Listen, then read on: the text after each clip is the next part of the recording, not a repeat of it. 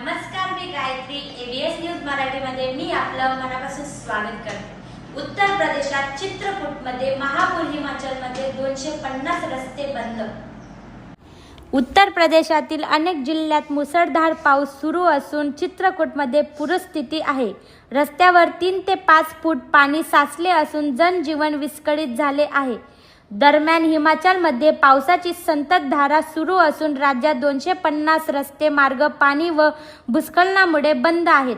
उत्तर प्रदेशातील रामघाटांवर उभारण्यात आलेल्या 30 फूट पुलांवरील पाणी वाहत असून या भागात शाळा, घरे, मंदिरे व दुकाने पाण्यात आहेत. कानपूरमध्ये मुसळधार पाऊस सुरू आहे. हिमाचलमध्ये प्रचंड नुकसान. या राज्यात 20 जून रोजी मान्सूनने वर्दी दिल्यापासून आतापर्यंत संततधार सुरू असून 250 रस्ते मार्ग पुरामुळे बंद आहेत. मंडीमध्ये शुक्रवारी रात्री उशिरा झालेल्या भूस्खलनामुळे चंदीगड मनाली राष्ट्रीय महामार्ग सुमारे 10 तास बंद ठेवावा लागला. नंतर या मार्गावर मंद वाहतूक सुरू करण्यात आली.